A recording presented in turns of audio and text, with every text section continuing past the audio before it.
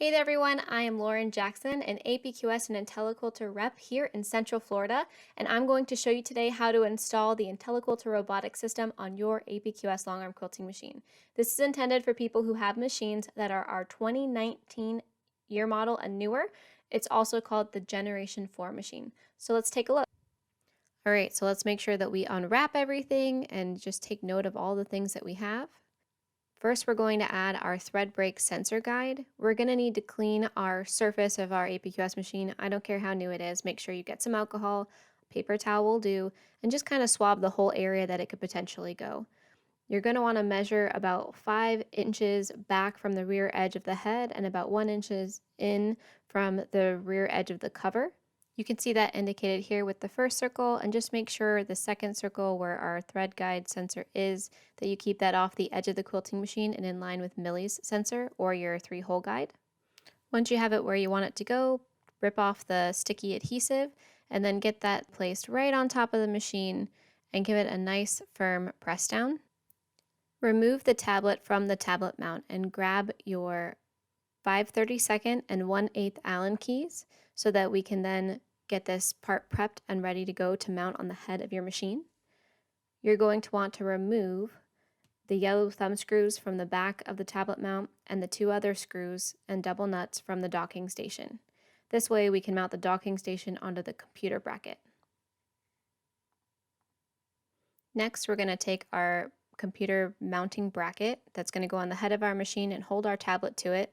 And we're going to take the pieces that we removed in the previous step, the screws and the machined nuts as well as the thumb screws, and we're going to get them on there finger tight. I want you to notice that I'm putting the screws on the outside, then you have the tablet mounting bracket that's going to go on the head, and then you've got the machined parts that are actually holding the tightness of the screw towards the inside. This is the best way that this fits. It will not fit any other way. Go ahead and get all of your parts on, and once they're finger tight, you'll be ready to mount on top of your APQS machine head. Once you've removed all 4 of the top screws from your cover bracket, as shown here, you want to align the 4 bottom screw holes with your tablet mounting bracket with the machine head screw holes. Line them up and get the screws in there just kind of finger tight so that it's nice and steady and held on there, and then you can go back in and tighten them all back up nice and firm later. Here you can see I'm using a hand drill to tighten these up. Aluminum head screws such as the ones on APQS can strip easily, so please do it gently. Next, you want to go in and adjust the angle and the height of the tablet in relation to the head and the viewer using the machine. Next, we want to prepare the machine and the table to install the Y motor on the front left part of the axle when you're facing the machine.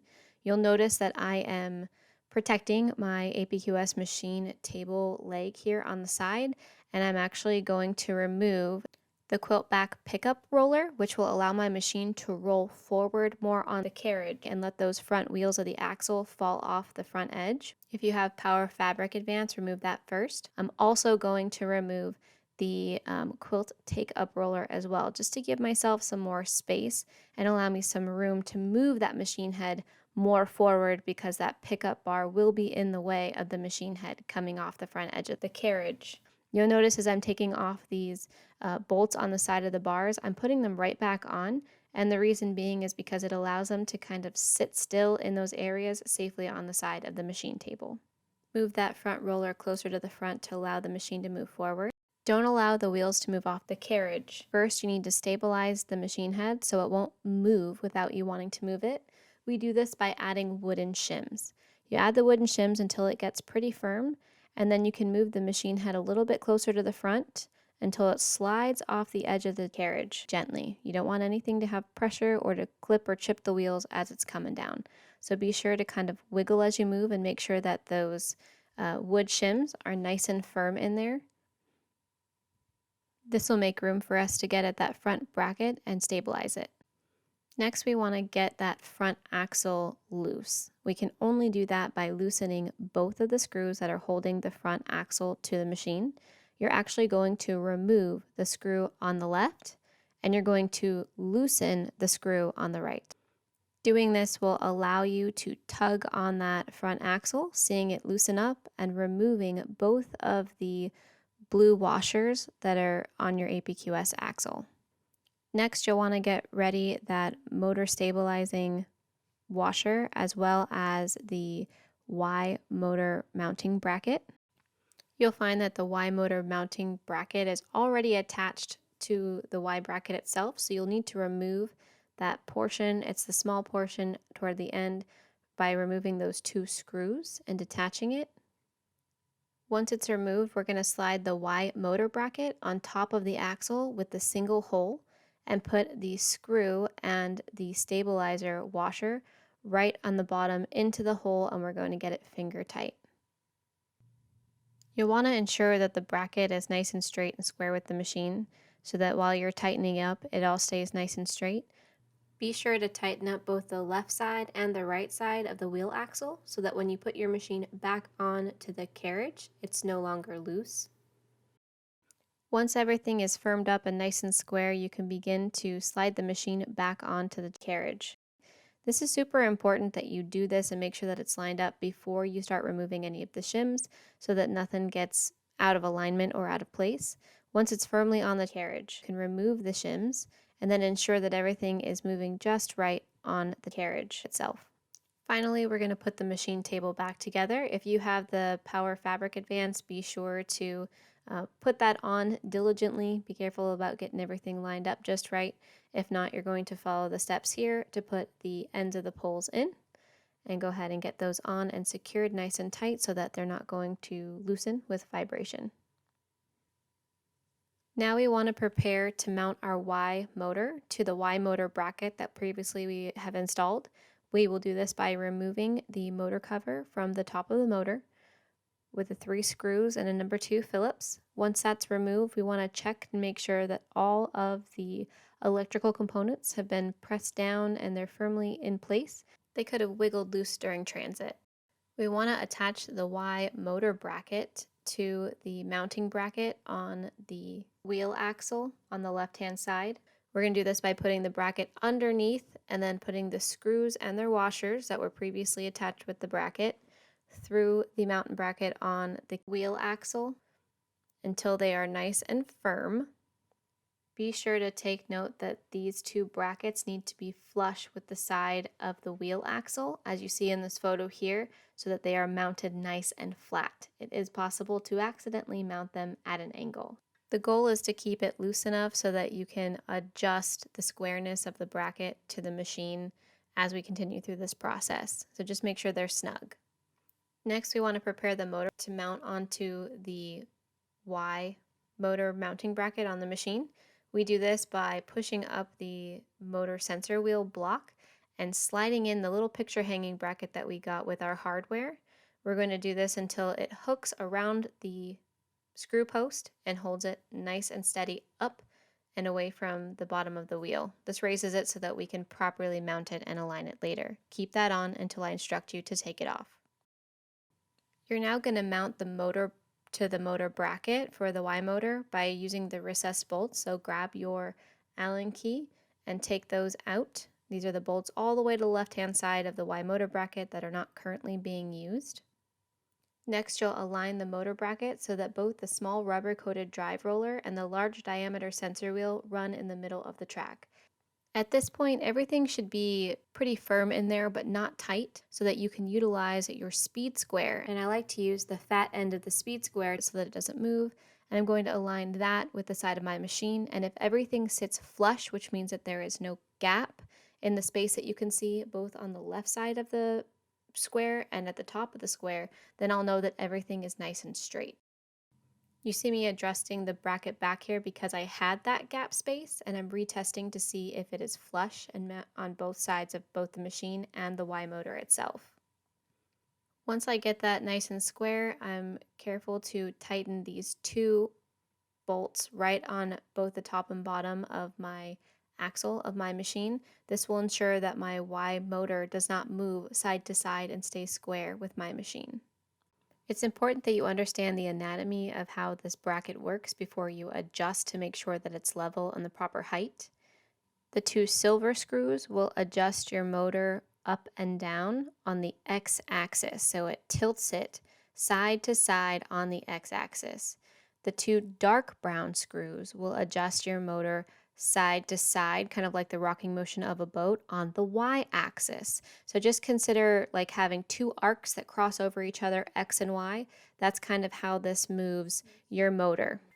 It's important to note that as you tighten any one of these two silver screws here, if you tighten this one by one thread, you will loosen this one by one thread.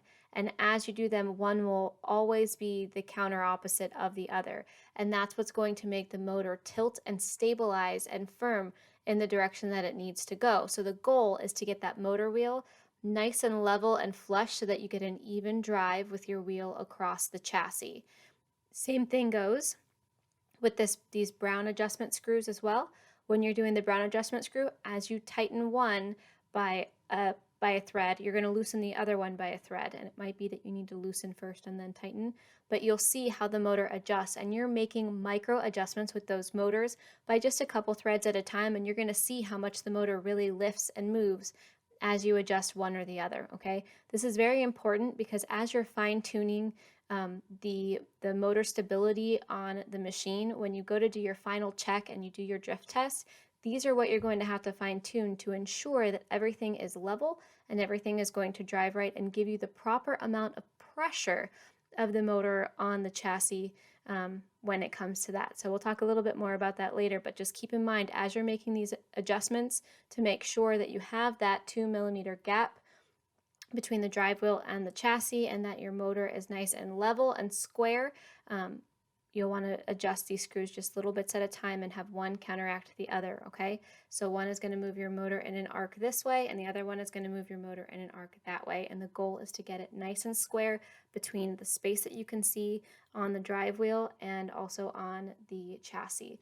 I just want to further emphasize that even though we're getting our motors mounted, we still have to do one final motor alignment check by after we do the calibration of our distance on our IQ system. We're going to check the drift test to make sure that our needle starts at design and stops at design where it should, and then we're going to check our motor sensitivity to make sure that our drive wheels are putting even pressure so they don't unevenly wear. When our motors are sent to us, both our X and our Y, they're actually sent with the motors in the up position, which is why we can do our initial alignments like I'm showing you here in the video, but we are going to have to double check them in conjunction with the software after we get all of our hardware on, because sometimes during shipping those things can move around and jostle, so we just want to make sure that everything is good to go. So this is preliminary, and when we do part 2 of the video, that's secondary, and you'll do that for your final checks with the motor in the manual mode. There should be a 0.08 inch or a 2 mm gap, about 2 credit card thickness between the drive roller, which is the thicker, wider one, and the track when the screws are all fully tightened. Be sure to remove the spacer, which was the picture hanger bracket that you placed on the sensor bracket limiting screw, and retain it as you will use it when mounting the X motors as well. On the super motors, the top head of the sensor bracket limiting screw should be 1/10 of an inch to 1/8 of an inch raised above the aluminum block, as shown here by the red circle, to provide proper movement and range to the sensor. If it is lower, we need to loosen the screw, but leave it alone if it is higher. If it is tightened to the 1/10 or 1/8 height, it could cause the screw to break through the white plastic block and even protrude into the sensor wheel. Push up the sensor to check and see if there is some movement allowed. If there is no movement, raise the motor assembly. You're going to do that by adjusting the 4 screws that we talked about earlier. Note, allowing the free movement for the sensor is more important than keeping the 0.8 or the 2 mm gap at the drive wheel as illustrated with the credit card before. Now it's time to work on the X motor. We're going to follow the same process. We're going to use a number 2 Phillips head screwdriver, and we're going to remove the 3 small Phillips head screws that are holding on the X motor cover. This will allow us to get in there and check for any loose connectors that there might have been since shipping. So just give them all a press and make sure that they're all connected well. Then you'll take the X motor bracket that we have here at top left, and we're going to use that to attach to the carriage of the long arm quilting machine. We do this by removing the 2 small screws that are holding on the cover plate on the left side of the carriage. That's where your motor bracket will go. And we're going to replace them with the 2 longer screws and their washers that were included in your kit to attach that bracket on top of this cover plate here. You'll notice that I like to have my screws taut but not tight. This will allow me some wiggle room as I'm making adjustments for my X motor, how close it is to the rail and how level that it is as well. We keep it firm, but not tight. Next, as we prepare to mount the motor and get it level, we've got to push up that block and add the picture hanging bracket in there to keep it pulled up and off of the frame as we are getting the motor level and the drive wheel square. We will utilize the 2 recessed bolts on the bottom end of the bracket. We'll take them off and we will mount the top of the X motor bracket to this mounting bracket here that's attached to the carriage. You can see that I'm checking level at the top of my bracket to ensure that it's nice and square with the edge of the carriage, along with the 2 oval screw holes to adjust it forward and back to ensure that my wheel is the proper depth away from the wall. You can see me checking it with the credit card thickness here.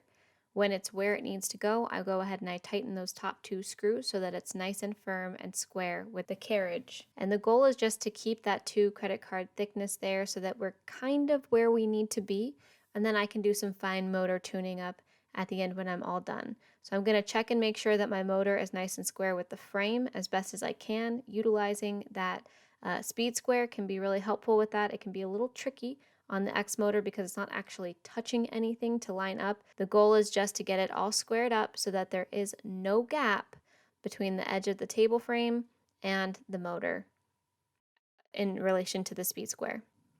You're going to want to make sure to set the bracket's position so that both the drive roller and the sensor wheel run securely on the ridge of the frame's front rail.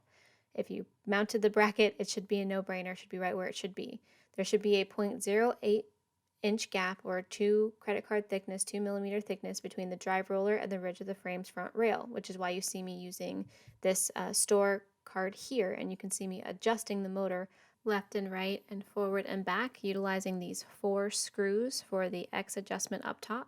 And you'll notice that these 4 screws work the same way as the Y4 screws. The 2 in the middle are going to adjust it in an arc basically toward or away from your machine rail forward and back, and the 2 on the outer portion that are left and right are going to adjust in an arc, kind of twisting it to the left and twisting it to the right, and you want to make sure that you adjust those nice and square with the drive roller on the frame so that your drive roller gets even wear as you're using it.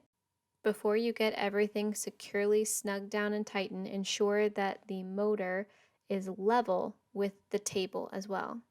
Then you can remove the spacer, the picture hanger, on the sensor bracket limiting screw. Next, we're going to remove the bliss limiting bracket from the front of the carriage. You may need to use WD-40, liquid wrench, or sewing machine oil to loosen tight screws. This is where I would recommend that you try it with a handheld screwdriver as opposed to a drill. You're going to install the stabilizer roller assembly by using the original screws, as I'm showing you here. You'll pull the machine fully forward and set the height of the stabilizer roller so that there is a crack of daylight between it and the bottom of the upper edge of the table rail. Don't push it to the rail. Hold the nut above the stabilizer roller and tighten the nut below it. Next, you'll want to make sure that everything's nice and tight with the wrench. Use 2 wrenches and go opposite directions so that the bolts will cinch on one another. We want to see where the motor could potentially hit the leg of the table. You'll see that our machine can't go all the way to the edge, so we want to gauge that space by gently sliding the machine over and seeing where it'll tap. Grab some rubbing alcohol and get it on a clean cloth, and you'll want to clean off the table railing right under that part of the carriage where the wheel is rolling to ensure that we get a nice firm adherence. And then we're going to grab the red rubber stopper, pull off the sticky backing. Go ahead and get out a measuring device and measure 2.5 inches in from the inside of the coupler at the edge of your frame to put the outside edge of your rubber stopper at 2.5 inches so that the inside edge will stop your carriage.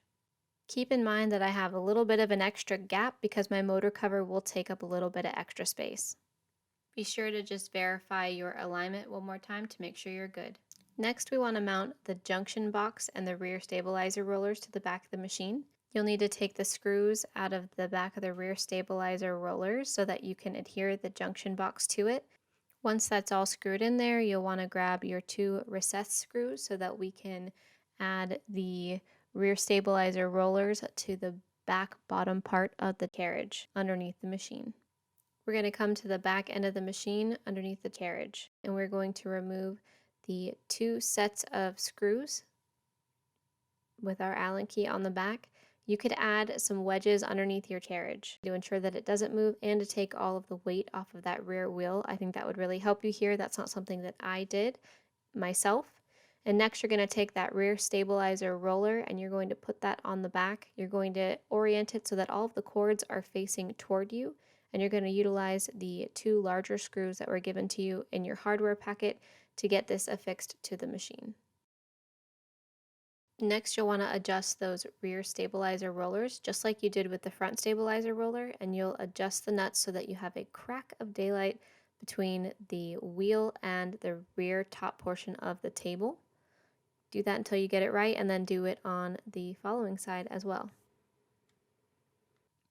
Now we just got to plug everything in and make sure that it works. You'll notice that the first thing that we're going to plug in is our thread brake sensor. We're going to plug it into the back of the tablet dock here, and into the back of the thread sensor guide that we mounted initially here. They're both 2 phone cable looking shapes, so you really can't get them plugged into the wrong place. Next is our handle switch adapter cable. We're going to run that up the back of the computer cradle and plug it into the 6-pin header position exactly as shown right here. You're going to have the screws facing up and it'll fit flush against the board. Do not push pressure against the tablet dock and the pin head itself. Instead, utilize pressing on the board and the pin head for the best fit. Next, you'll want to put your handle cable, your Cat 5 cable, into the adapter. Get that in there nice and snug. It'll click in, and then you're going to click the adapter into the machine head where it says handle. For now, just sit the cables up and flex them where they kind of sit naturally. You'll see that I noticed that my handle adapter looks a bit twisted, so we may have to go in and fix that here in just a bit. I'm going to go ahead and grab a few of the small zip ties, and I'm going to secure some of the cords to the back of our tablet stand, so that way they kind of sit up and out of the way. Next, you're going to run the computer cable labeled T on the back of the junction box from the junction box up to the left side of the machine, and plug it into the 2-position green connector, positioning it exactly as shown here. Then you'll plug in the power jack to the receptacle at the back of the docking station. Failure to plug in the 2-prong in the way that it should be will show a motor connection error, and it will not sense that your motors are there. So be sure to pay close attention to this bracket. Then you'll grab your Y motor bracket cable from the back of the machine and you'll plug it into the empty slot here in the bottom right corner of the motor. You'll grab a teeny tiny zip tie that was included with your hardware, and you're going to zip tie it around the post. Don't make it too tight to where it's pulling on the head of the cable and pulling the pins away from the board, but you just want it to have it on there secure enough so that it won't vibrate out of the way. The goal of that is to allow the motor cover to hold it in place properly when you're sewing and allow it not to vibrate out while you're actually quilting. Then once everything's all set, you're going to clip off the excess of just the cable tie, and then you're going to take the Y motor cover and you're going to place it on top and replace the 3 little screws. Next, you're going to take the X motor cable, you're going to fish it through the center of the chassis, and you're going to plug it into its 4-prong bracket on the board. Take a cable tie and tie it around the post just like you secured on the Y bracket, and then cover it with the motor cover. Next, you're going to fish all of your wires through the body of your machine after you attach with the plastic holders and tie everything together so it's nice and neat. Let's take a closer look at how to accomplish this. Finally, let's get our cable holders on there, the little sticky squares with the clips. We're going to clean the areas with alcohol, remove these green adhesive backs, and secure them underneath the head of the machine. Make sure all of your connectors are facing outward, so that way your cables don't get stuck in there if you ever need to pull them out for any reason. Let's take a quick look of how that looks down the side of the machine. You can see all my connectors are facing out that are holding my cables in, and they run just on the inside under the neck, and then as far as I can get them down and out around the neck of the machine. Both those cables will connect and join, and I'll zip tie them together. I'll connect them into the handle straps as well. That's very important. It keeps all of your cables from flexing and moving and wiggling free. Then you're going to connect it to all of the residual cables that your APQS machine already has, because that'll keep all of the cables held and working together and moving in one motion. I also will test to make sure that as I move the machine, that those cables stay out of the way and don't get caught on the carriage as I'm moving the machine head about. Finally, I'll zip tie the remaining cable that goes to the power box and just secure that to my power cable of my APQS machine so it all moves about in the same direction.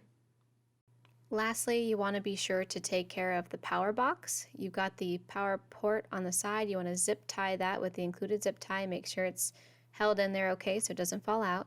Then you're going to focus on the power box itself. There are 2 screws that don't have any plugs in them. You're going to unscrew them enough to fit the metal connector portions on there. You're going to put the skinniest one on the negative port, and the one with the node on the neck of it, you're going to put in the positive port. Make sure that there's good contact under those plates and screw them down tight. Then you'll take the cover and you're going to go ahead and screw that on to ensure that everything is safe and secure under there. With the remaining power cords, you're going to want to be sure to connect them to the power box and then plug them into the power port. This is what you're going to plug into the trip light surge protector. Get ready to mount this to the underside of the machine with the solid side up. You'll put a couple zip ties underneath the machine already so that you can just slide it in and tighten it up with the vent holes facing down. Clean up the cords however you see fit. Thank you guys so much for joining me. Again, I'm Lauren, an APQS and IQ sales rep here in Central Florida, and I have been happy to try to help you along your journey with doing the install of the hardware of your IntelliQuilter system. Please be sure to keep in mind that there is a part 2 to this video, a separate part where we are going to check our software of our IntelliQuilter and how it is reading and moving with the hardware of our IntelliQuilter that we've just set up so that we can make sure that the two are speaking and talking correctly and the motors and everything are properly aligned. We're going to have to calibrate our measurements, do a drift test, and check our motor sensitivity, and then realign our motors in manual mode to ensure that everything is lined up properly. I know it sounds like a lot, but keep in mind I'm going to walk you through it step by step. So before you get to stitching and doing any testing, please be sure to check out part 2 of our video. Take care and happy quilting, y'all. Bye!